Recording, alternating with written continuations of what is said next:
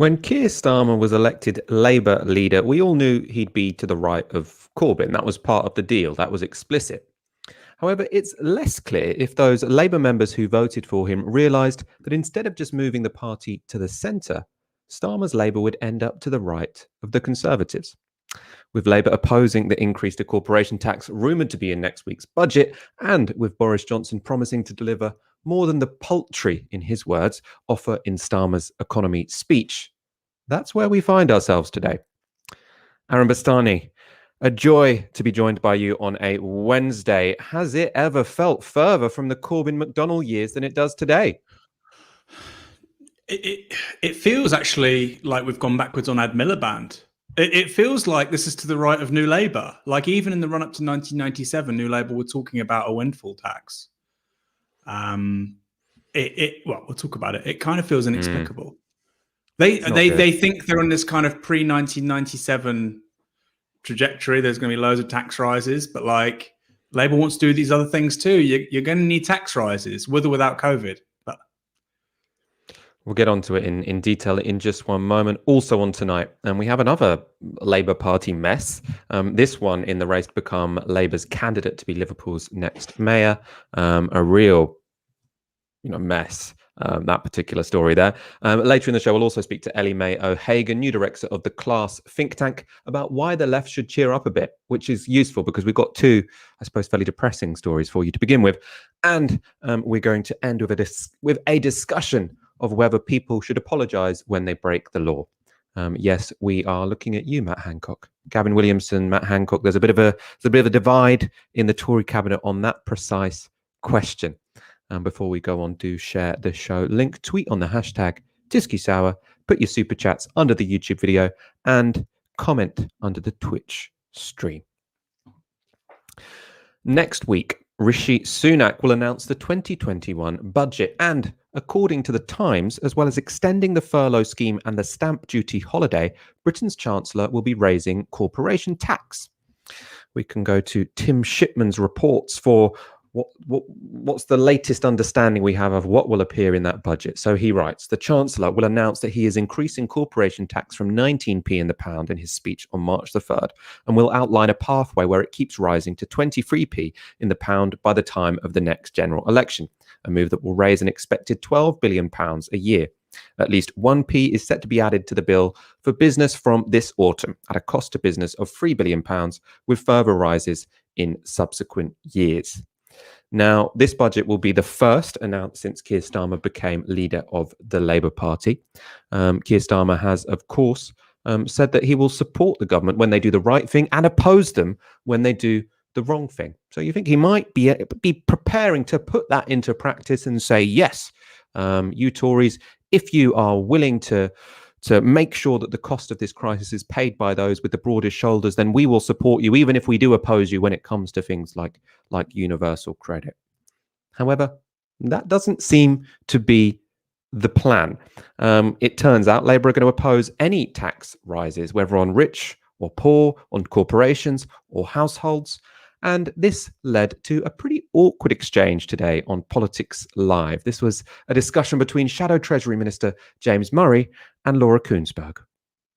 What we're saying is that this is not the time to consider tax rises. Right, we're in the middle of an economic crisis, so that's and this is not the time to do it.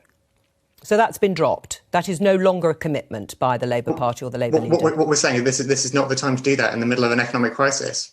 So we can be really clear from you then, as Shadow Financial Secretary to the Treasury, that you would not support any tax rises at all as the Labour Party right now?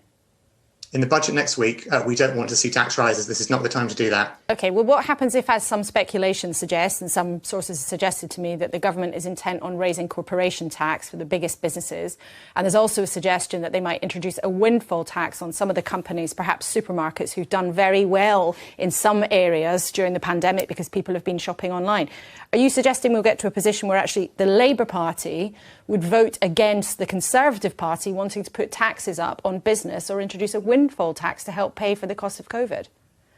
let's see what the government put out in the budget next week rather than talking about hypotheticals. But that's the logical... I mean, you've just said it's not time for tax rises, so the implication of that is that Labour would vote against a Conservative government introducing taxes on business to help pay for all the things that you want, like, extra money for kids to catch up. As I say, let's see what the government put out in their budget next week. My point is that what the government should be focusing now is investment in growth and trying to get the economy back on its feet. And if you have a country where businesses are closing, where people don't have money to spend in the economy, and where you haven't got investment going into public services and infrastructure, that is no way to get the economy back on its feet. Now, who you could see in the bottom left corner there was Vicky Ford, Minister for Business. She was, I think, smirking as Labour were getting grilled on that particular point. Aaron, why, oh why, has Keir Starmer chosen this as his hill to die on? Well, it's not entirely clear if he has, Michael. Towards the end of that clip, it sounds like Labour are basically floating this idea that actually they don't think that there should be any tax increases in the budget next week. Well, no, because at PMQ's Keir Starmer said, why are you considering increasing taxes on business? They've committed that there'll be no tax rises. At the beginning of the clip, he's quite clear. You're absolutely right. He says, we don't support any tax rises next week. As that progresses, Laura Kuenssberg says, so to be quite clear, you're against even a potential windfall tax. Now, in Labour's defence, they don't know what taxes may be announced by the government next week. So purely on a kind of professional basis, it's impossible to, be against things which you don't even know exist yet. However, I wouldn't be surprised if this position softens up in the next week, Michael. I wouldn't be surprised. It depends what the Tories do. But it's also super strange because the Tories are in government, right? Labour have played their hand on the budget before the party of government has. So now they can adjust their strategy accordingly. They can focus group it. They can, they can do polling, etc., etc. So bad politics, bad policy, shambolic. I mean, and like you say, like it's laughable. If I was a Conservative advisor or MP, I'd be like, this is fantastic.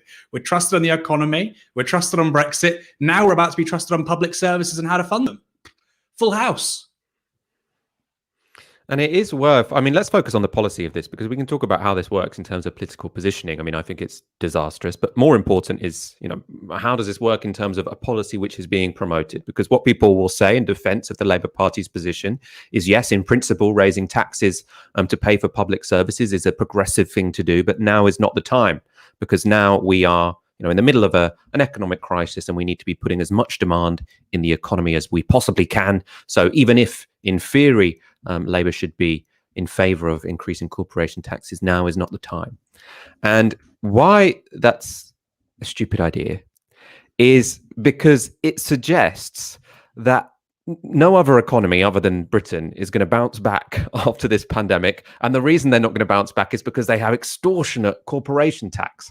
Yes, the United Kingdom, of all the countries in the OECD with big populations, so this, what I'm going to show you now, which is chart 2, Fox, is all the countries in the OECD with a population of over 30 million. The United Kingdom has the lowest corporation tax. Along with Poland, it has an 18% tax on corporations. Now, are Labour really saying that the reason that Canada is not going to be able to bounce back from this pandemic because for them, corporation tax is 26%, or that Germany is going to struggle to bounce back from this pandemic because their corporation is 30%. It's a ridiculous argument. The moment you concede that growth is going to be harmed by an increase in corporation tax is the moment you have conceded territory to the right. Because the whole point is, if you're taxing profits, if a business struggled through the pandemic, it won't have profits to tax. So the people who are going to have to pay this tax are those people who managed to make supernormal profits during the pandemic. So the big supermarkets, Amazon, these are going to be the people paying these tax rates. That's where the bulk of the money is going to come from. That can then get transferred to people who spend more money when they receive it because of the marginal propensity to consume, which means that people with less money spend more of it than people with more money. So this is not just a progressive policy to increase corporation tax. It is also one that ultimately will increase demand, which will help the recovery. So opposing it is just bananas from my perspective. Just to give you the full detail. So there are countries in the OECD with lower corporation tax than the UK. They are Lithuania, Ireland, and Hungary. So much smaller countries. If you look at any of the comparable countries, we have a very, very low corporation tax. And Rishi Sunak was proposing to, over a 4-year period, raise it to 23%. That would still be one of the lowest rates in the OECD. So from that previous graph I showed you, that would put us only ahead of Poland and Turkey. So it's not as if businesses are going to suddenly flee from high tax Britain. Aaron, what's your take? Yeah, I think you've forgotten an important case here, Michael, which is Malta. I don't know if they're in the OECD, but I think their corporation tax is 5%. There's a reason why Lyndon Crosby, for instance, is resident in that country. Tory sort of media mogul. But yeah, look, you're right. So the proposal here is to go from 18, we think, potentially to 23%. 23% would still be the lowest in the G7, which is the 7 most developed economies. You get the G7 plus 1 or the G8. Sometimes it means Russia, sometimes it means China. But generally speaking, we're talking about the UK, US, Canada, France, Italy, Germany, these kind of big historic Atlanticist powers. 23% would still be the lowest.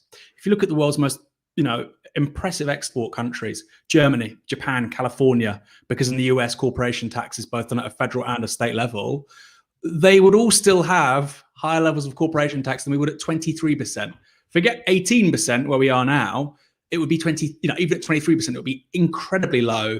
There is in a way, it's a gift that corporation tax is so low in this country because it means that Britain has loads of headroom to increase it over the next few years, as Labour was suggesting at the last general election. I think Jeremy Corbyn wanted it at 26%, still incredibly low.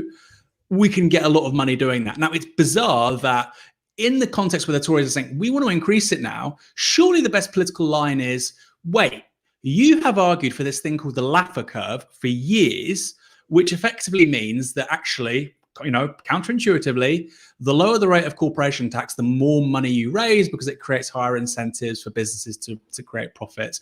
What you're saying with this increase in corporation tax is that the entire basis of corporation tax policy by the Conservatives since 2010 has been based on a complete fabrication. That's the political line to take, I would suspect, but apparently not if you're Keir Starmer. Mary Ellen tweets on the hashtag Tysky Sour. On Tysky Sour right now, just listening to clip from Politics Live where Labour have just lost the election. Insane stance on corporation tax. Raja D as well with a relevant one, $4.99. Thank you very much. I wonder if even corporation tax went up, that the big corporations just find loopholes not to pay it. That's an issue. I mean, you can make an argument, but they don't find the loopholes because you raise the corporation tax. They find the loopholes because they want to pay as little tax as possible. It's not like they think, 19% is reasonable. But if it goes up to 23%, then we'll find the loopholes. No, they're looking for the loopholes already. But Michael, yep. Like the US has, like I say, we have a lower rate of corporation tax than, almost everywhere in the United States. The US federal government, it's a low tax economy. They do not muck about. You pay your tax as American business in the United States. Britain is actually quite unique in so, we won't be able to enforce this tax. We can. It's a political choice, actually, by the government of the day and how seriously they take the competences of HMRC. We could. The idea that, we can actually play hardball with businesses. We've got this big market, 65 million people. Why not? If they don't want to pay their tax, well, fine. You can't do business in the United Kingdom. It's actually made easier by no longer being in the European Union. We can make up a lot of this stuff ad hoc. So I don't think that's... it's something we hear all the time, but I don't think there's necessarily that much weight to it. I want to move away from tax now towards investment. So we've been discussing how Labour are about to be outflanked, or look like they're about to be outflanked when it comes to taxing the rich. It also seems that they risk being outflanked when it comes to investment. Now, you remember last week Starmer gave a speech billed as his big vision for Britain's future, though the policies, a recovery bond and start-up loans didn't quite live up to the hype. Let's see how Boris Johnson reacted to that speech, which sort of came up today at today's Prime Minister's questions. The government spent a decade weakening the foundations of our economy and our country. As a result, we have the highest death toll in Europe. We have the worst recession of any major economy. Families are facing council tax rises and millions can't afford to self-isolate. And all the Prime Minister offers is a return to business as usual. Next week's budget is a chance to choose a different path, to build a stronger future, to protect families, to give our key workers the pay rise they deserve, and to back British businesses by supporting 100,000 new start-ups. Will the Prime Minister do so? Prime Minister. Mr. Speaker, if you'll only wait till next week, I think you'll find that we'll do far more than that paltry agenda that he set out. Far more than that. And I must say, Mr. Speaker, it is quite mystifying to see the way the right honourable gentleman weaves hither and yon like some sort of druidical rocking stone, Mr. Speaker. One week he claims that he supports the vaccination rollout. The next week he actually attacks the vaccine task force when they're spending money to try to reach hard-to-reach vaccine-resistant groups, and says that kind of spending can't be justified. One week he calls for us to go faster with rolling out vaccines, when he would have stayed in the European Medicines Agency, which would have made that rollout impossible, Mr. Speaker. He vacillates, Mr. Speaker, we vaccinate. And we're going to get on with our agenda, cautious but irreversibly taking this country forward on a one-way road to freedom. And I very much hope that his support, which has been so evanescent in the past, will genuinely prove irreversible this time, Mr. Speaker. That was quite a strong attack there from Boris Johnson, wasn't it? So the memorable line there was he facilitates, we vaccinate, which, you know, as sort of going back to what Aaron was saying earlier, if it turns out that Labour say, oh, actually, we are in favour of a windfall tax, you can, you know, bet sure as hell that that line is going to be brought out again. The thing I want to focus on, though, is what he said, where he said, Boris Johnson, in response to Keir Starmer saying, why don't you do what we've said we'll do, which is give 100,000 startup loans out and have this recovery bond. Boris Johnson says, we'll do far more than that paltry agenda has set out. Aaron, do you think that Boris Johnson will? I mean, this could just be bluster on the part of the Prime Minister, right? Yeah, I think he will. I think, you know, cast your mind back, Michael, to a year ago. And it was kind of, you know, we knew that there was this thing in Wuhan, and it basically really came home the week of the actual budget. You know, at the beginning of the week, it wasn't that big a thing. Rishi Sunak gave this budget, barely any mention of COVID. And then by the end of the week, we're like, okay, we're going to run a huge deficit this year, having to deal with what looks like a global pandemic. And obviously it got worse from there. We get the lockdown, I think, March 24th, you know, but still, it was that week that things became obvious. But actually before the pandemic, that budget was being lauded by many people as a really big intervention, you know, a really big break with Tory kind of orthodoxy since 2010, since they've been in government. But actually you could probably go a bit further back, because of course they've been out of government since 1997. The whole agenda under Cameron after 2005 was just to basically say and think and do what the Labour Party did. So actually offering something really distinct, which wasn't austerity or what the IMF called expansionary fiscal contraction, which is to say you bring down budget deficits not by increasing taxes or even a mix of increasing taxes and spending cuts, but almost entirely by spending cuts, which is what they did between 2010 and particularly 2016, but really all the way through to 2019. This was something different. And that's kind of been lost, justifiably, understandably, in the broader context of this pandemic. But I think given the events of last year, given that was the first kind of showing of the hand, I think it was a different chancellor, wasn't it? It was Sajid Javid, not Rishi Sunak. Or it was Sunak. It was Sunak. You know, so I think they'll make a big statement. I do. Who knows? I mean, it'll be spun as a big statement regardless, but I do think policy-wise they'll make a big statement, yes. All the evidence suggests that. Also, the big thinking more generally, you know, they're still going through with all the stuff that's associated with Dom Cummings, even though he's gone. You know, for instance, a national research agency like DARPA in the United States. So I think that's probably correct, yes. I mean, they have no reason not to, in a way. I mean, you know, it just seems too irresistible to not try and outflank Labour when Labour have given such a sort of, as in, you know, in Boris Johnson's word, paltry offer. I mean, it is quite easy to say what we've offered is a lot more dramatic than your savings recovery bonds or whatever. I imagine there is going to be an announcement about shed loads of investment around the country because, you know, it just makes economic sense, right? It's right-wing economists are also saying just invest, shed loads of money in the economy because interest rates are incredibly low, borrowing is incredibly cheap. I'm sure they're probably not going to do it in such a way that it increases the power of workers or, you know, dramatically reduces inequality, but it could well mean that you get lots of new shiny things across the country. And Labour have said, well, we could give you a you know, somewhere to put your savings. And people, oh, I've already got somewhere to put my savings. I mean, it just doesn't seem that big a deal, right? Well, people are saying, boost it like people like the TUC, are saying, boost it like Biden. And when you have the president of the United States acting in a certain way, it does give license even to people on the centre right to sort of act accordingly.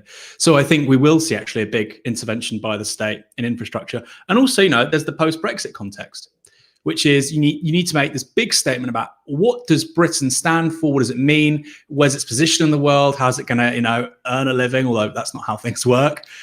Now it's left the European Union. Now that it's sort of leaving, touch wood, COVID-19, it's done fantastically well with regards to its vaccine program. It did terribly with regards to leaving, the EU. What next? And so I think there's also going to be a bit of sort of post-Brexit agenda setting about the kind of country that the Tories are trying to present. And whoever was in government, you'd want that to happen, right? Whatever the finances were like, you'd want that to happen. You'd want a big statement of intent. This is the kind of country we want to be in the 21st century. Now, you and I are never going to vote for the Conservative Party. But, you can understand why somebody perhaps less acquainted with the extent to which they were responsible for the utter mismanagement of this country since 2010, right? Because Boris Johnson successfully has distanced himself from that. You can see why somebody would go, this is really exciting. The Tories are really interesting and exciting compared to the Labour Party. They're offering things which, quite frankly, the Labour Party don't even acknowledge. They're talking about, reigniting the high street. They're talking about infrastructure. They're talking about bringing the country together. This kind of, and I think it's plausible. By the way, we'll get a Boris bridge, on a sort of macro scale. They're talking about this bizarre underground tunnel between, Northern Ireland and Scotland and a bit of West England. Whether that happens or not, I don't know. But I think we will get a big statement piece of infrastructure under this Johnson government. And, that's eye-catching. It's worked for his entire political career. And I honestly think in terms of style, in terms of substance, Labour aren't at the races on either. And one in the context of a crisis, one stems from the other, by the way. And Labour are just, it's that kind of, it's almost like we're back to that kind of cliche Hillary Clinton in 2016, Trump saying, I want to make America a great country again. Hillary Clinton's like, well, we want to increase the marginal rate of tax by 5% for the top 0.5% earners. Like, what the hell are you talking about? Firstly, nobody cares about this. And the people that do care barely understand it. So, I just think Labour are working terrifically hard to make themselves irrelevant and incomprehensible. Starmer's got his let's make the future look completely different from the past, but then he hasn't got any policies to make that seem coherent. I don't, if I think about a future that looks completely different to the past, I don't think, a savings bond by which I can lend to the government at a 2% interest return. That's just not what it says to me, right? So if you're going to promise a future that's completely different to the past, then you're going to have to put some meat on those bones, right? We have 1,800 people watching. Let's get that to 2,000. So to do that, share the show stream. You know what to do. Tweet on the hashtag Tysky Sour. And we're going to move on to our next Labour story, which is a lot like the last in that you've got a party which looks pretty rudderless and it's all a little bit embarrassing, I suppose is the word to use. So what the hell is going on in the race to be Labour's candidate for Liverpool mayor? Now, we don't really know, and it seems no one does. So as we reported last week, the race to become Labour's candidate for mayor of Liverpool was thrown into chaos when on the day that ballots were due to be sent out, voting was postponed. So the ballots were due to be sent out, voting postponed, and all candidates asked to be re-interviewed.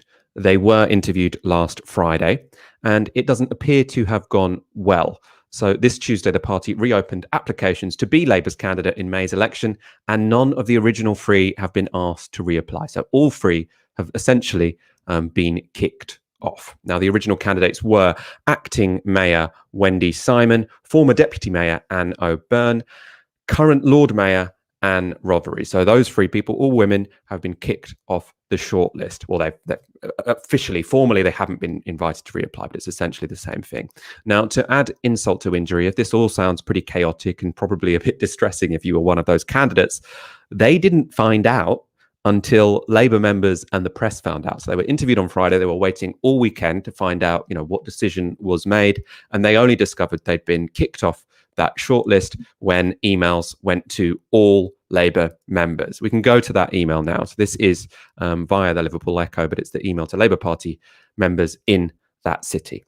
The role of Labour mayor is a high-profile and hugely important figure. The people of Liverpool deserve a Labour mayor, and the Labour Party needs to select the right candidate who can deliver an election win, stand up against the Conservatives, lead Liverpool out of the coronavirus crisis, and fight for the regeneration and the resources that the city desperately needs. After careful consideration, the Labour Party has determined that applications for the position should be reopened in order to allow the Liverpool Labour membership to choose from an alternative shortlist of candidates. Now, there's been no public explanation whatsoever as to why this decision was made, either to those candidates or to Labour members. So there's this very big decision that's been made, zero communication. Everyone is completely in the dark. It's also worth noting, and this I think is very significant, that nominations for the post, so obviously these people have been kicked off the shortlist. They're now inviting different people to apply to be the Labour Party candidate. The deadline for those nominations is the 25th of February, this Thursday, which is a mere 48 hours after that email was sent out. So, complete surprise. All of the candidates are kicked off the shortlist. We're going to have to re-interview new people. By the way, if you want to apply, you better be able to make your decision and write your application in the next 48 hours. If you don't check your emails for a couple of days, or you were busy doing whatever, looking after your kids, or in the middle of a pandemic, then it's over. So what is going on here? As I say, we're somewhat in the realms of speculation. One theory, and this is quite prominent on Twitter, I can understand why people are drawing these conclusions, is that this was a stitch-up against the left. Now, the basis of this particular interpretation of what's going on is because one of the three candidates removed from the shortlist was Anna Rothery.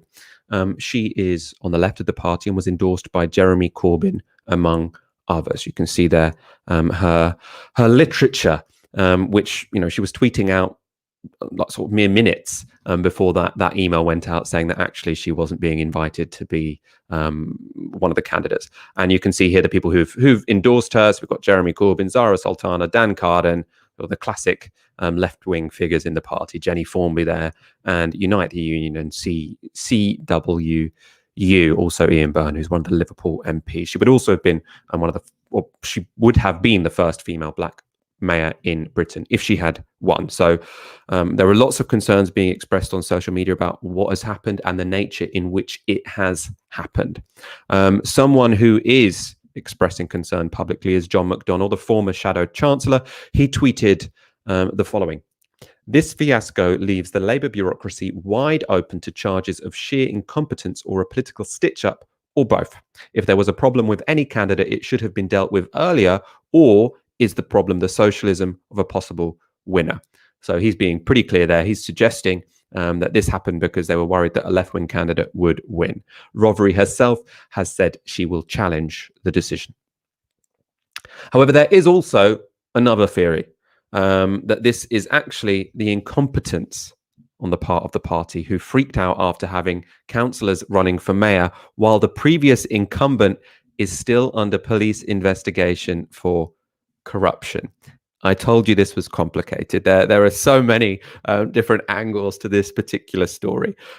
If you weren't aware of what's been going on in Liverpool over the last couple of months, Joe Anderson, who was the Labour mayor of Liverpool, was arrested last December along with 4 other men on suspicion of conspiracy to commit bribery and witness intimidation. So very serious charges. Now, the arrest was part of Operation Aloft, a year-long corruption investigation into property deals.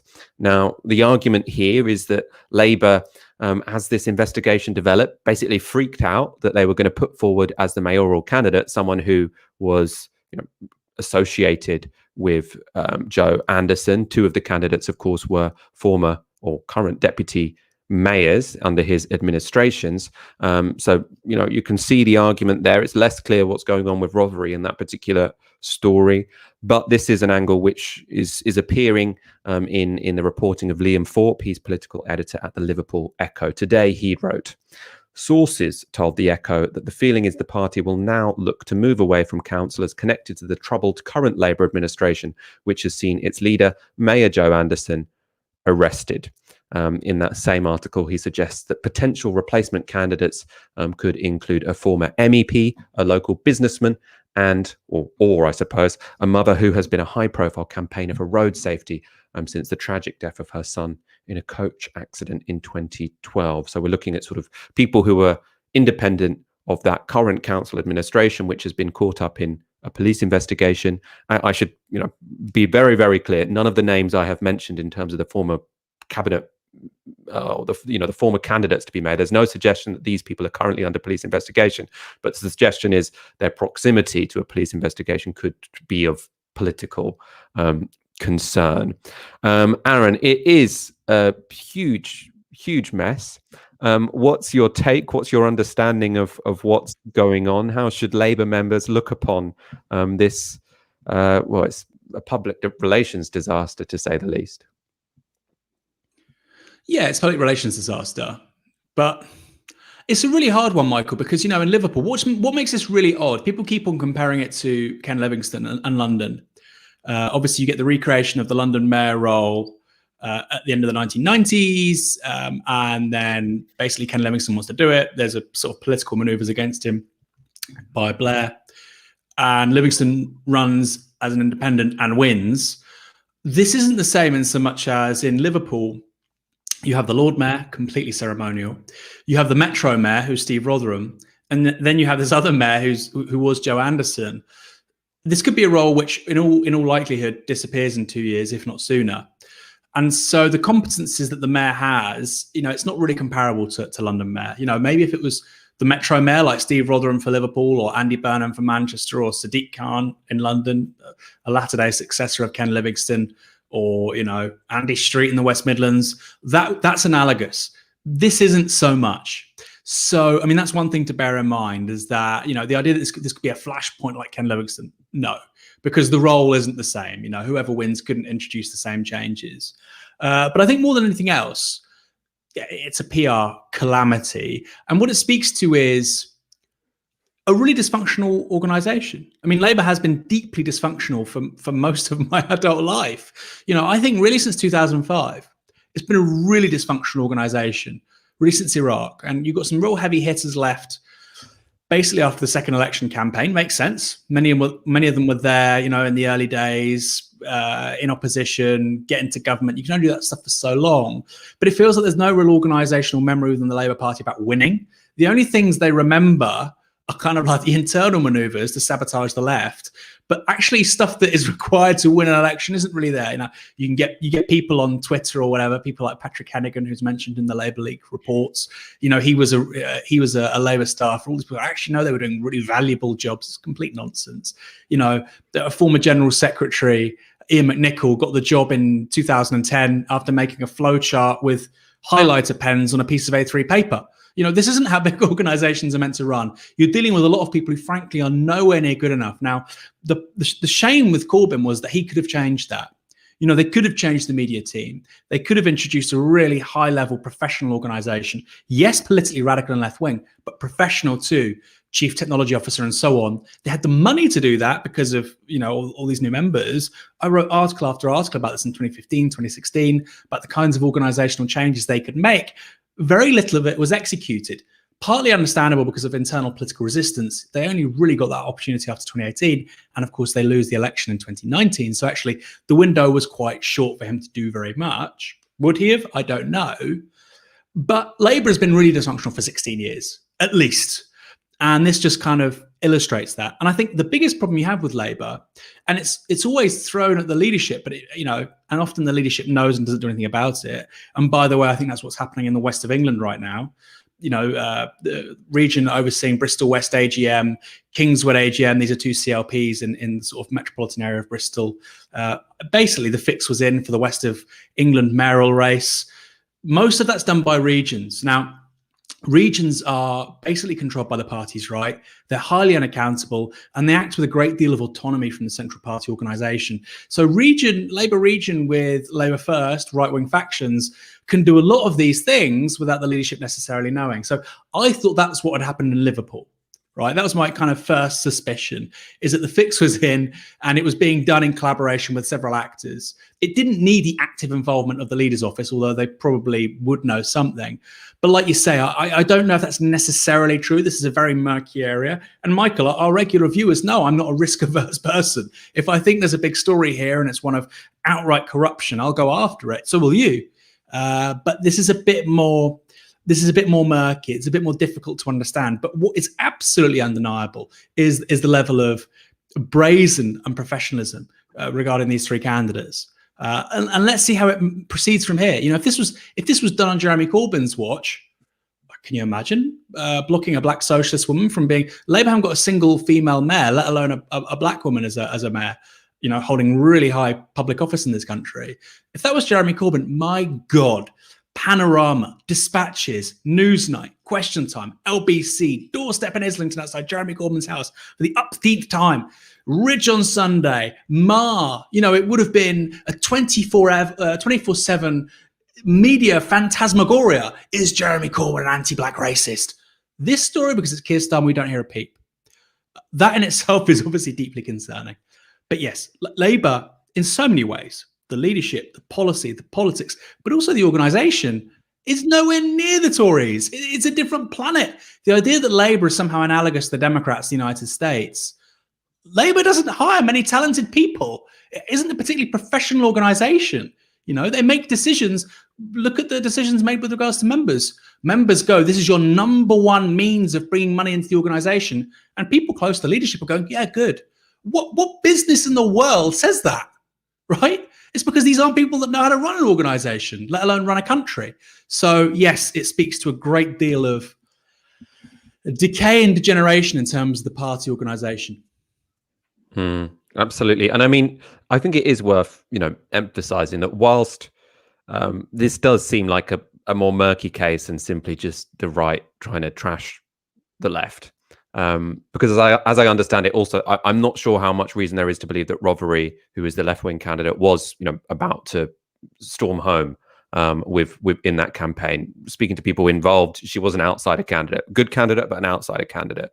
So it doesn't seem as simple as what I initially assumed, which was that this is just a ploy to the only way we can stop this left-winger getting elected is by blowing up the whole process. I'm no longer convinced that's what's gone on, but at the same time, Keir Starmer and the Labour Party haven't given members much reason to assume anything else. They haven't built up any trust over this past year. So, you can't exactly feel sorry for them when a complete mess like this happens and people assume the worst. What has been being shared a lot over the past 24 hours is some tweets from Keir Starmer from his leadership campaign again. So this was from February the 4th, 2020. So almost exactly a year ago, just over a year ago. And this was sort of his, I suppose, manifesto for how he'd be reforming internal party matters. So he starts, "Today I'm announcing my plans to reform and unite our party into a more open, respectful, creative and engaging movement." Now, I mean, I almost don't need to read the thread because you can already see that almost every single one of these has been completely trashed. Open. I mean, whatever's happened, no one knows what's going on in Liverpool. One thing it isn't is open. Respectful. These people weren't told all weekend whether or not they had been interviewed. I mean, respectful. Again, we can look at Bristol. We can look at the situations where you've got people not allowed ballot papers in AGMs for 5 hours. A creative and engaging movement. I mean, you just have to look at the droves of people who've been pushed out quite actively from the party to see that that's not really the case. Let's go to another tweet in that thread. "We must recruit a truly representative set of candidates for future elections. Labour must be at the forefront of championing diversity and bringing people into politics who have not previously considered becoming involved." Again, in this situation, we don't really know what's going on, but Rothery could have been Britain's first black female mayor. There are lots of people on social media who are very worried about what's going on because the Labour Party hasn't really given us any confidence that it cares about those things genuinely. You just look at the Labour leaks, you look at the fact that they're not really bothering to release or investigate, it seems, the racism that seems to have happened within the party. It just doesn't seem to be something that is taken seriously. Another tweet for you The selections for Labour candidates need to be more democratic, and we should end NEC imposition of candidates. Local party members should select their candidates for every election. And finally, we need a transparency revolution. There should be no power without accountability, and true accountability requires transparency. Aaron Bastani, after almost a year as Labour leader, how do these pledges stack up to what turned out to be the reality?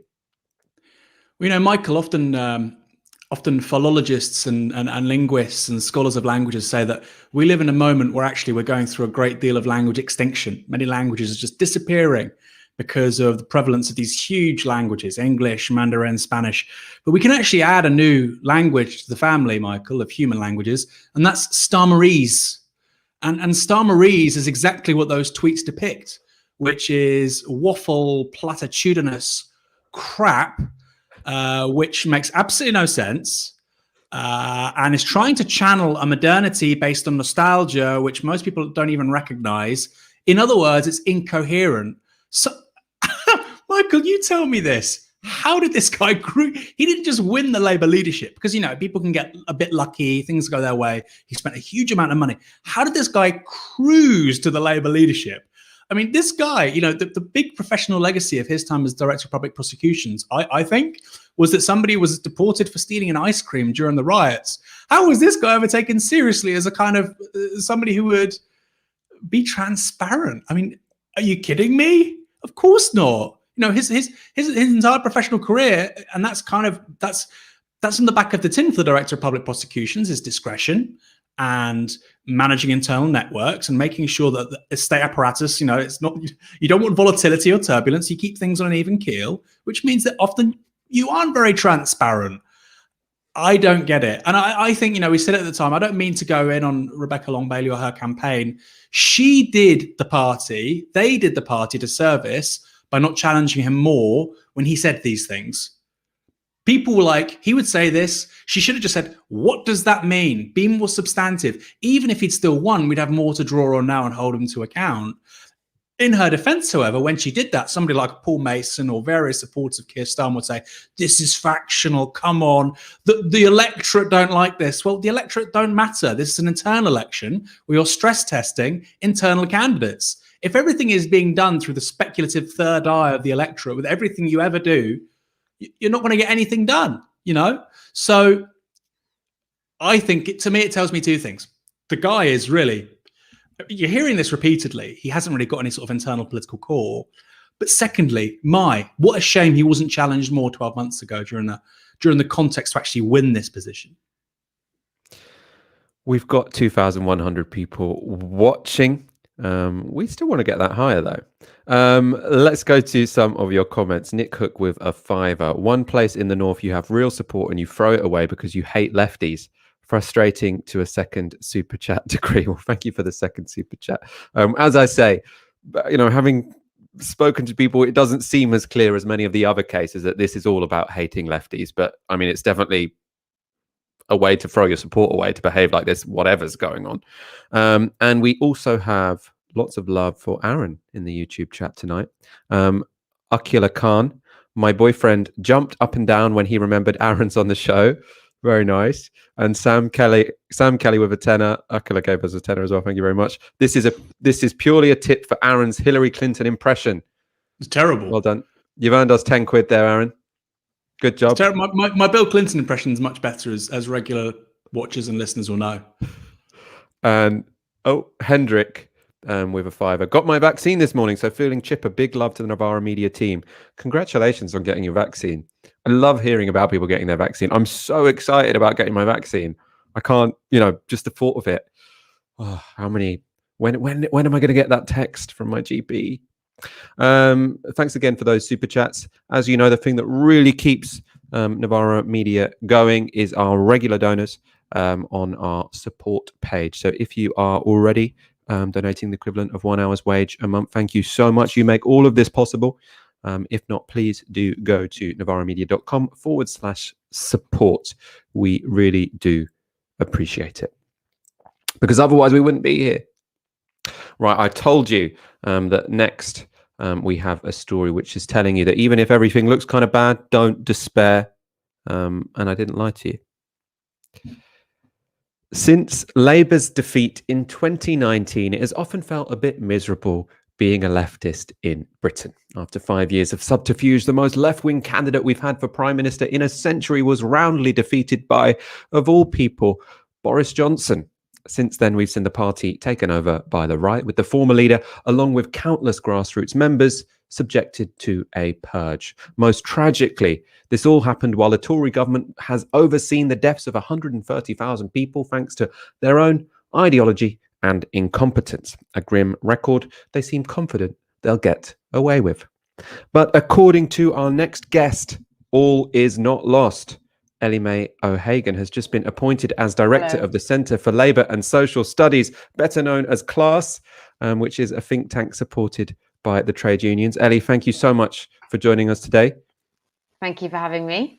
And congratulations on your new post. Thank you.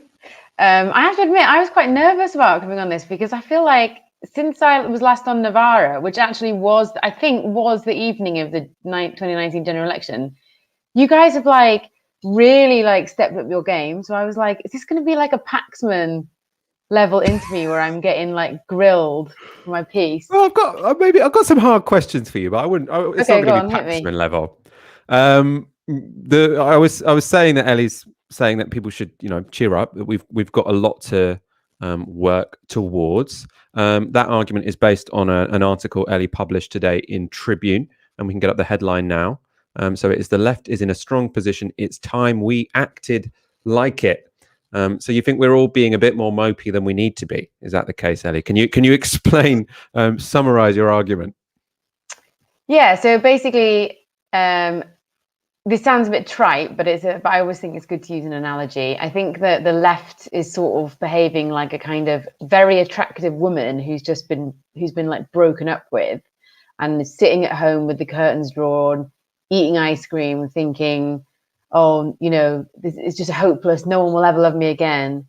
And actually, all that needs to happen is we just need to put a nice dress on and go out there and show the world what they're missing. Because we do actually have the tools. The left does have the tools to really make an intervention in this moment and to really change things. And why do I think that? Well, as you just said, I've just been appointed a director of a new organisation, an organisation that did not exist in 2013. Novara didn't exist. How long has Novara been going now? 10 years? 2011, 10 years. Yeah. Sorry, excuse my lockdown fringe.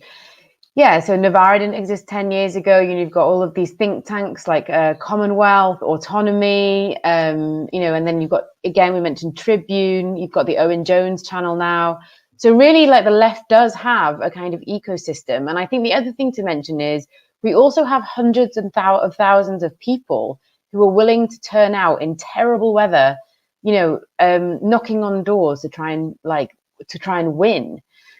And I think that demonstrates that kind of all is not lost. And if you want further proof, I think you should look at when things really were lost for the left, which is the 80s, and look at how different life was then. So you basically had a sustained period of defeat in the 80s for the left. You had literally trade unionists being killed on picket lines. You had a lot of funding draining away from left-wing organizations. And you basically had this general consensus in the public that left-wing ideas were kind of over with, that they'd been tried in Russia and they'd failed. I remember speaking to a senior trade unionist who told me that he used to sell a left-wing magazine on council estates. And after the Soviet Union collapsed, people would say to him, well, why are you selling that? That's all over. Whereas now, actually, left-wing ideas are in the ascendant. I mean, the Tories attacking left. All of the interesting stuff that's happening, all the interesting stuff that Joe Biden is doing, for example, is left-wing. We are the movement with the ideas. We're the only movement with progressive ideas. And I understand why people are upset about Keir Starmer.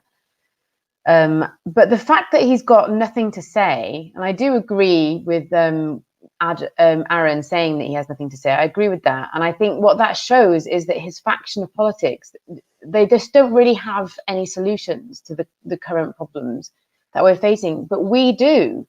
I think we just need to see that and to start acting like the people who are right for this moment, because that is who we are. And what I want to be clear about is, in my article, I wasn't saying that everything's going to be okay, because it won't be unless we act.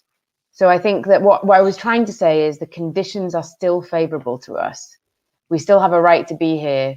We can still win. We can still have, we can still transform the Labour Party. I mean, that's what happened with Attlee. He was the Keir Starmer of the Labour Party, and he ended up founding the NHS and the welfare state.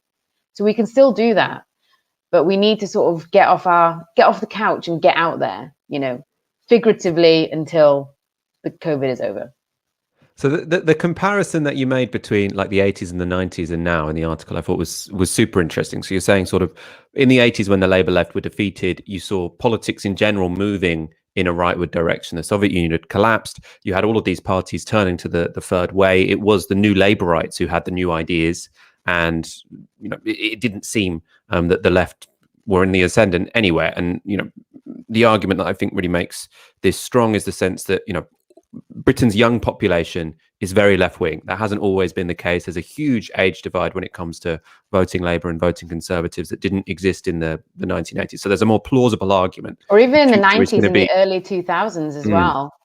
So there's a plausible argument that the future is going to be more progressive, and the setting is there for a left-wing victory. There's a different way of reading it, though, in terms of, is this a positive thing? Because another way you could read that, and this was the thought I had reading the piece, is actually, is this a tragedy? Because is it a tragedy that the moment where the settings were there, where all of the conditions were ripe for left-wing government and the left to wield power, was precisely the moment when we've lost our route to power, was precisely the moment when we've been basically kicked out and purged from the only organisation which is capable of implementing those kind of progressive policies, which means that we'll just have to watch on as Boris Johnson adopts some of these left-wing policies while also pursuing a hard right agenda in other aspects of society and political life. Is it the case that we lost power just at the moment we could have wielded it most effectively? Yes, that is the case. I'm not trying to argue against that. It would be ludicrous for me to argue that the 2019 Labour defeat was like, anything other than like devastating and an enormous setback. I think what I would say, though, is that politics happens because of material circumstances, right? Like politics is not only shaped by the conversations that we have and by sort of individual events. Politics is also shaped by material circumstances. So, going back to the Soviet Union, with the Soviet Union, that was like a nearly century-long project that collapsed. And at the same time, Thatcherism was also running out of steam. But those two things coalescing together basically created the environment where there was a new kind of politics that could exist that was not Thatcherite, but was very, very capitalist, because socialism had been tried and experimented with and it had failed. That was the sort of idea. And the economic conditions were right for that kind of politics. Aaron often says this, that like New Labour was only allowed to exist because of constant economic growth and like relative stability. But we're living in an era at the moment where capitalism fails to provide basic necessities for huge numbers of people. Class did some analysis of the ONS statistics yesterday and found that 3/5 of the job losses in the last round of statistics because of COVID hit young people. We're living in an era where people are not getting what they need to live. And so capitalism has lost legitimacy. And so I suppose what I want to put to your viewers is that this is bigger than just the 2019 election. That is not the only thing that's going to happen in our political lives. This is bigger than that. The material circumstances that we live in point towards a more left-wing future. Now, that doesn't mean that everything is going to be okay, because we can never just lie back and hope things are going to be okay. We need to take advantage of it, because the right will, and because they always do, if they can get the chance. So it requires action from us. But I do think that, you know, we need to look beyond this one defeat, which I definitely do not disagree with you is a huge tragedy and a setback. But it's not the decisive factor in the future of the left, you know. And finally, I mean, I suppose one of your big causes for hopes was, the material conditions have changed, but also the left have many more organisations than it previously had, even if it doesn't have the Labour Party anymore. What are you going to do with yours? You're now director of class. Our audience will have been familiar with your predecessor, which was Faiza Shaheen. Where are you going to take the organisations? What can we expect to see? Well, we've got a lot of projects in the running, which I'm really excited about. And what I really want to do with class is I want to produce research and tools that will basically help the left win. So I'll give you an example of what I mean. We're doing a project that I credit Faiza for, because she sort of managed to establish it. And she sort of handed it over to me to sort of look after. And she's still going to be the lead consultant on it. And it's called the Race Class Project. And the purpose, it was done in the US already. And the purpose of the project is to find a narrative that neutralizes the right's main line of attack, which is to divide white working class people against working class people of color. That was really effective in the US. And actually it was used to flip some of the key swing states for Joe Biden. So that's a project that, while it may not end up on the front page of the Daily Mail, is going to be absolutely crucial in determining how the left talks over the next sort of 5-10 years in order to neutralize this idea that the interests of white working class people and people of color who are working class are at odds, and actually start talking about what unites us and how we can come together. So it's really kind of work like that I want to focus on with class is, you know, what does the left need? What can we do? How can we really strengthen the case for a country that works in the interests of working people, of the majority? That sounds amazing. We'll definitely be looking out for it and getting you on soon. And I forgot actually that the last time we had you on was 2019, when you were very professional when we absorbed those terrible results. You held it together. Yeah, I did. It's a pleasure to have you back on to talk about something more positive. So thank you for coming on. Congratulations on your new gig, and we'll speak soon. Thanks, Mike. That was Ellie Mae O-Hagan, the new director of the Class think tank. Let's go to some more comments.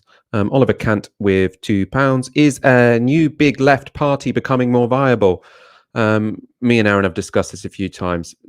No. Basically, I mean, it's just the first past the post system just doesn't really allow it to happen and be successful. If we had proportional representation, yes, it would, but we don't, so probably not. I think it is going to be a fight within the Labour Party and to push the Labour Party to the left. Saying that, it's, you know, I think it's helpful for the Labour Party to have pressure on its left flank. So, you know, I think when the Greens do well, that's helpful for the left, because it means that will put pressure on the Labour Party to not just appeal to a few swing voters who it thinks are on the left-right axis, and you know, then they'll think there is a bigger cost when they say, oh, we're the party of low corporation tax. It's good for left-wing politics, for left-wing people to have somewhere else to go. That means they have leverage over the Labour Party. But I think the idea you're going to have a big, brand new left party that, you know, competes for power, I just don't see it as particularly plausible. I think you agree on that one, don't you, Aaron? No, I agree entirely. But also what I said, and I think, you know, Ellie was kind of hinting at it with her work with Class, hopefully in the next couple of years, and with what we do in Novara Media, is, you know, there's more to life than just the Labour Party. And that's not to sort of appeal to some nebulous idea of social movements. It's to say that actually we should be trying to shape the broader common sense of society. And I honestly think, you know, when Corbyn said we'd won the debate, he was mocked by so many idiots. Frankly, I think that will actually stand the test of time. I think in the next 10 years, or looking back at what we're going to see over the next 10 years, in fact, I think it's already started with COVID and actually slightly before it, future historians will say, oh, there was a big statist turn in British politics at the beginning of the 2020s. And a big reason why is that austerity ultimately failed because of its own contradictions, because it doesn't work. It doesn't give you growth. It doesn't give you political consent. It led to, you know, such fragmentation that you see the rise of Brexit, potentially Scotland leaving the European Union, Scotland leaving Britain, rather. So it had all those issues built into it. But it still takes, that's what political science is called, the political opportunity structure. It still took something like Jeremy Corbyn, or, you know, in the case of Scotland, Sturgeon and Salmon, to actually do something about it. And so, you know, he has a real legacy in regards to that. And that's how we should be looking at things. You know, we're going to need to decarbonize the economy, deal with the housing crisis, live within our planet's biocapacity, provide universal basic services to everyone. That's the mission of our generation over the next 20, 30, 40 years. Now, that can happen with or without the Labour Party, frankly. If it doesn't happen with the Labour Party, they'll go. They will go, right? And it may well be that Britain, and this is maybe where I disagree with Ellie a little bit. I don't think this is likely, by the way, but I think it's very possible that Britain ends up like Japan. You know, Japan, with a brief, you know, period where it was led by the Social Democrats, has been governed by a single party since the 1940s, the Liberal Democrats. Or like Iceland was, you know, governed by the Independence Party. Or like Germany with the CDU, really, for the best part of, I know they're in coalition, but all the agenda setting is done by the CDU since, 2005, 6? So you're looking like 15, 16 years. I think we may see another 10, 15 years of Conservative government. I think we might see 25 years of Conservative government. But there's more to things than just that. It's perfectly possible that happens and this country moves left and we get the sorts of policies we want to see. That's just as possible, if not more possible. Then, you know, I don't want a Labour government that comes in and then reduces corporation tax and cozies up to Rupert Murdoch and, you know, drives through an agenda which I think damages working people. And that's not to say, the Tories could do things that Labour won't do. That's not what I'm saying whatsoever. Almost in every single circumstance, a Labour government is better than a Tory one, probably with the exception of the Iraq War. But what I'm saying is that means our priority should be, fundamentally, we need to shape public opinion before anything else, because that's what politicians respond to. We saw that with Brexit, with the second referendum. It never made political sense. It always meant Labour were going to lose a general election, but there was so much pressure applied at specific points, i.e. the membership. Jeremy Corbyn ultimately had to do it. Now, that was really easy because I think many of those people were credulous, and ultimately you're talking about a small number of people, but still the same point applies whether it's the Tories, whether it's Labour. And Ellie is right. You know, the economic paradigm, the political paradigm, which is, you know, advanced and advocated by these people, the Labour right, it's dead. It doesn't work anymore. The Tories are aware it doesn't work anymore. You know, how does that play out? I don't know. It may be that Labour really collapses in the next few years. It may be they come to power, and then when they come to power, they have no ideas and they get smashed, right? You know, they may implement austerity 2.0. Who knows? But the idea that Labour will come to power on the back of a Blairite agenda and win and build consent and have growth and build public services over the back of that, impossible. It literally can't happen. And to see people say this and ignoring things like the climate crisis, I find it just almost incomprehensible. When you see Siberia last summer reach 38 degrees C, you know, when you see 3 billion animals displaced and killed in Australia last January, you know, we're living in a very, very strange moment. The idea that your best bet, you know, and people say, well, maybe Starmer's like Kinnock. That means we've got to lose the next 2 elections and then we'll have Blair after that. That's not how the world works. What are you talking about? You know, before Blair, the previous Labour PM was Harold Wilson. Before that, that was Clement Attlee. And before that was Ramsay MacDonald. They're all different. Well, Jim Callaghan as well, but I'm not going to count him. They're all different political figures, all had very different political projects. You know, they all came from different social backgrounds. So that's not how history works. I couldn't agree more with all of that. Carl Alexander Rosser with a $5. Look up Omni Calculator for an estimate on when you'll get vaccinated. Now, I did very quickly do that. Bit naughty to do that during the show, but I'm desperate to know. It told me it would be between the 22nd of May, that's the 5th month, isn't it? And the 3rd of August. Now, I'm hoping I get it way before August. I think I'm hoping the numbers of people vaccinated every day is going to rocket at some point. So I'm hoping to get it sooner than, well, definitely sooner than August. Julia Gray with 40 quid. Can I get a birthday shout out to my husband, Graham, possibly your most committed advocate? Happy birthday, Graham. Thank you for all you do. P.S. Got my vaccine recently too, and love seeing your excitement about getting yours, Michael. And that's from Julia. Happy birthday, Graham. I'm delighted, Julia, that you've got your vaccine already, even if I'm a little bit jealous. But we'll all get there in the end. Our final story. Before we do the final story, actually, like the video, helps us in the algorithm. Last week, the High Court found that Matt Hancock had acted illegally in not publishing contracts signed for PPE during the COVID pandemic. Now, by this week, it's clear that despite calls for his resignation, Matt Hancock isn't going anywhere. But even if he won't quit, perhaps at least he could apologise. It's not much to ask, but he doesn't seem willing to. This was put to the Health Secretary by Pier Morgan on Tuesday. Apologised for unlawful conduct, which seems an extraordinary position for a cabinet minister to take. Why haven't you?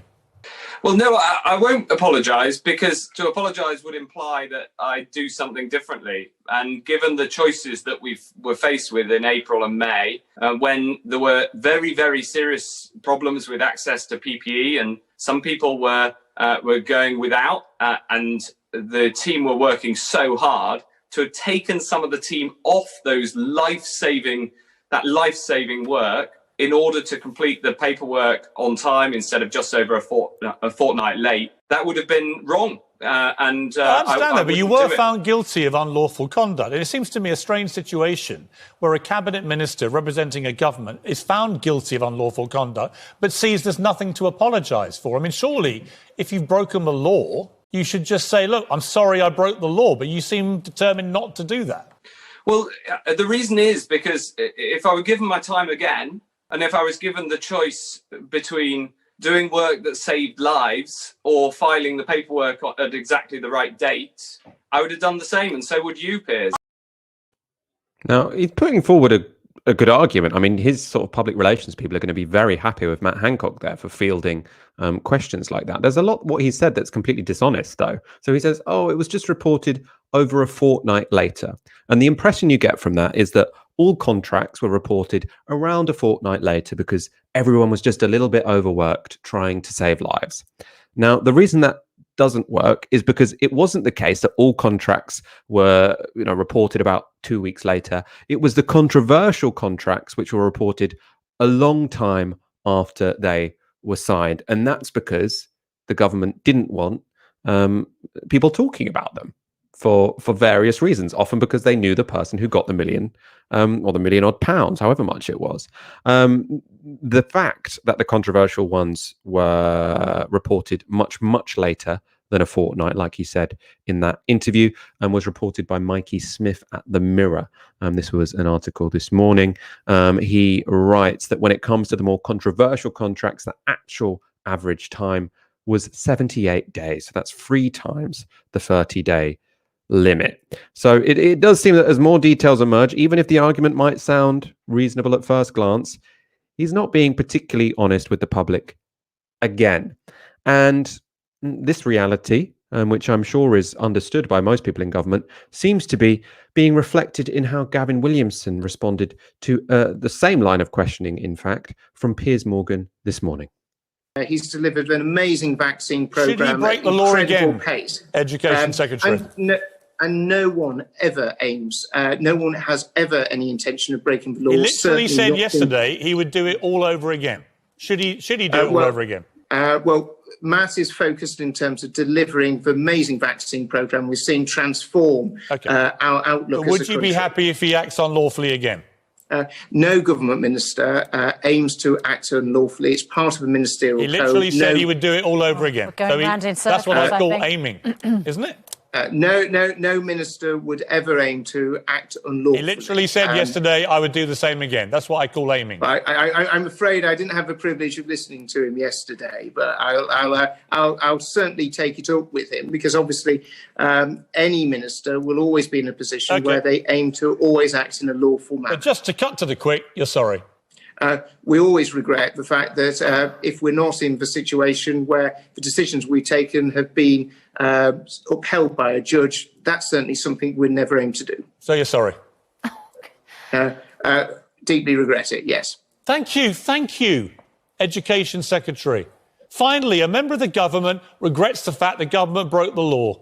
Thank you. It took us about 6 minutes. Celebrate with a cup of tea. Next time, if you want to spend more time talking about your brief, just say that at the start. It saves so much pain. That was Gavin Williamson. He's willing to apologise for the government having broken the law. Now, Williamson is, of course, considered by pretty much everyone to be the most useless politician in Britain. But Aaron, has he got it right on this particular question? I have no idea. What do you think? No. I just honestly, it's one of those things. You said it with Hancock, and I think people really went for you. I just think we've been through such a traumatic 12 months. I just don't think people care if they get vaccinated before June, end of June. I just don't think people are going to care as a political question. As a question of probity in public life, clearly it's a huge one. I'm not trying to minimize it. But if we're trying to read the political runes here and a potential electoral fallout, I think by the end of this year, Gavin Williamson, there'll be a reshuffle, and he probably won't be going up in the world. I think he'll probably be gotten rid of. Although that said, he apparently does have a lot of goss and a lot of people. But again, for me and you, Michael, I'm old enough to know that nothing serious will happen to Conservatives on matters of public probity. I know that, and for me, the strange thing is that that's just become so normal. It's become really normal. We talk about the Labour Party failing to really hold the Tories to account, or the media. But look, this was happening on GMB, and Keir Starmer's talked about this. I just think it's become, particularly in the context of COVID, I think COVID stories are ubiquitous. They've become a background noise. And I think it's really hard for most people, beyond a very, informed minority, to sort of stay abreast of everything.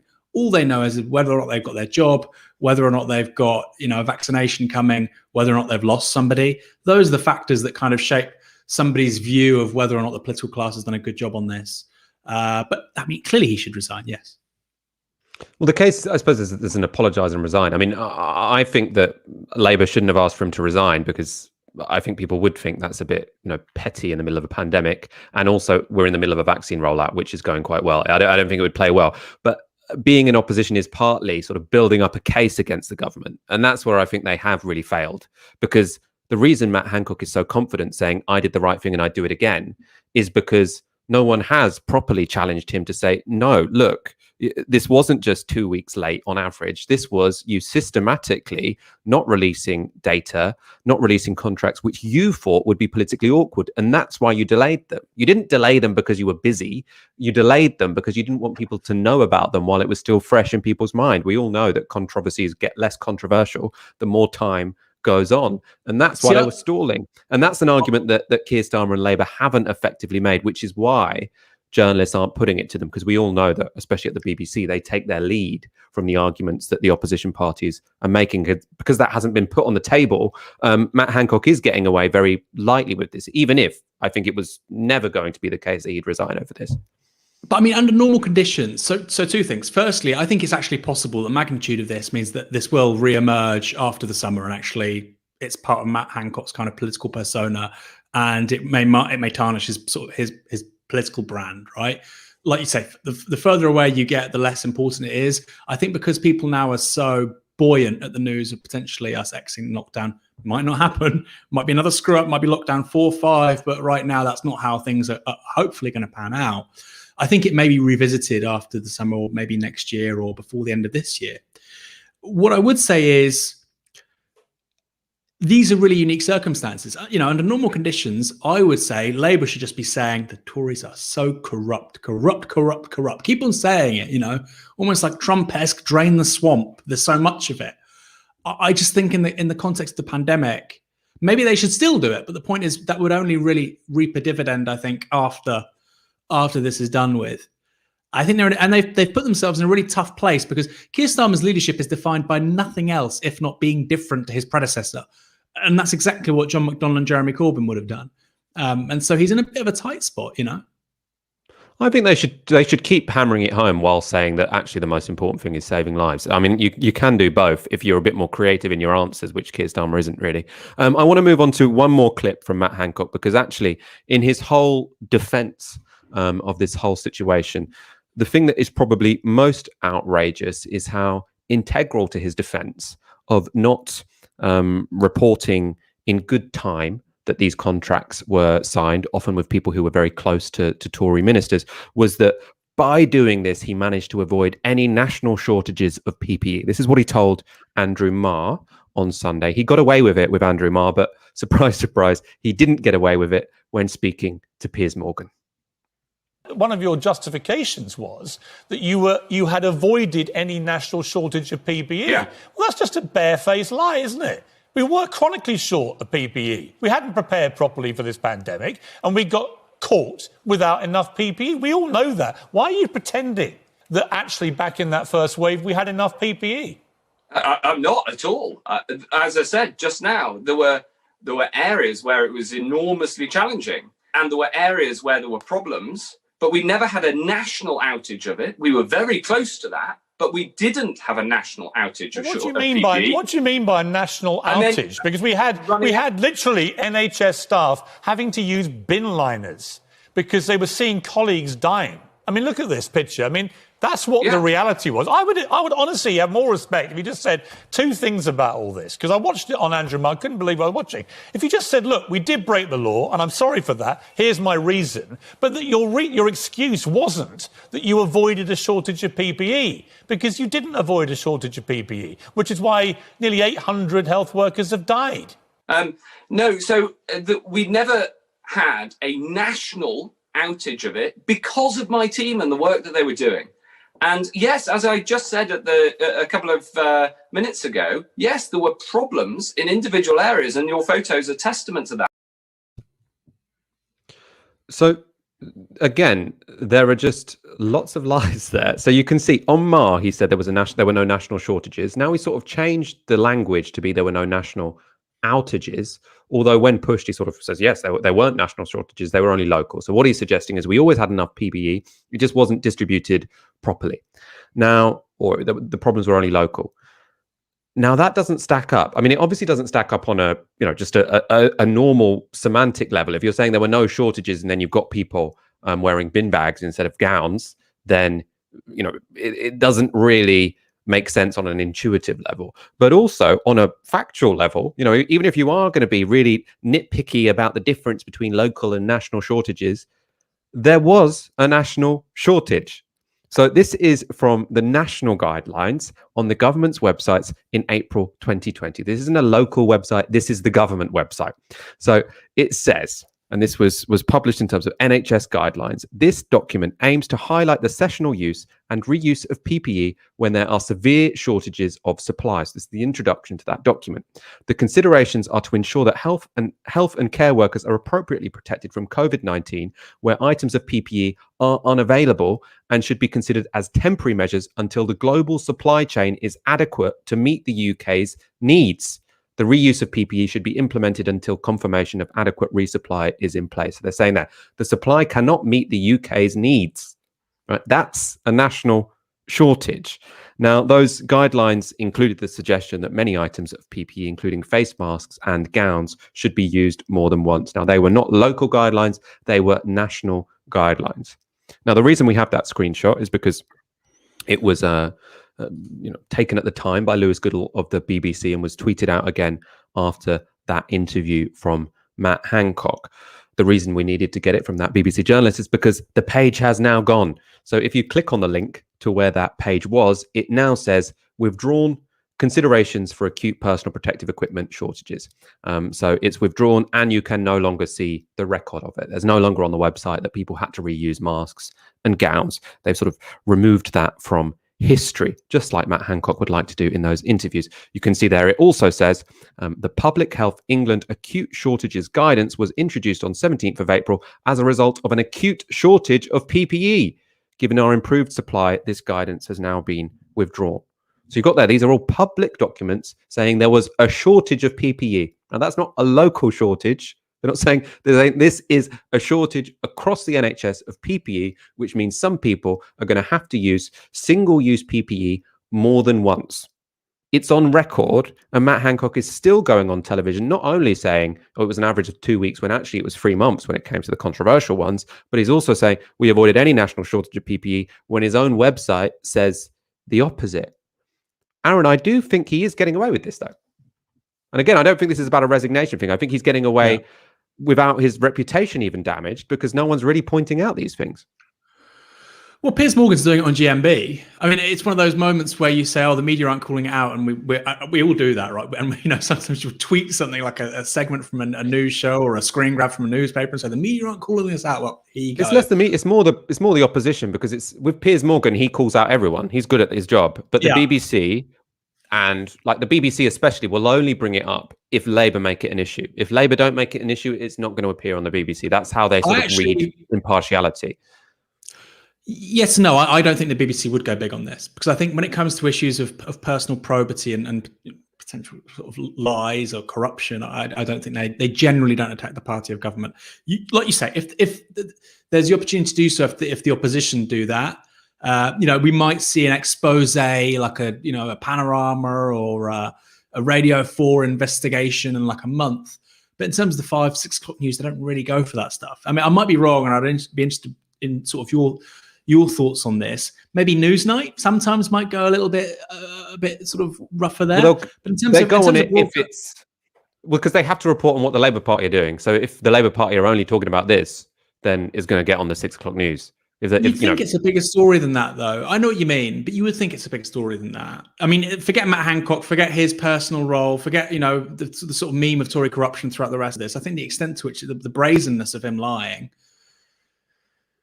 I don't think it's going to have necessarily cut through for the public at large, but I think for most journalists think this is an interesting story. Why does he keep lying? Why does he keep lying? But you put it down to Labour. I think it's Labour's not calling up on it, so the media are sort of saying, well, if Labour aren't having a go at him, there's presumably not a story. Otherwise, they'd be doing it. They're the signal for people like the BBC, even though someone like Piers Morgan does his original research. Michael, you should be the signal.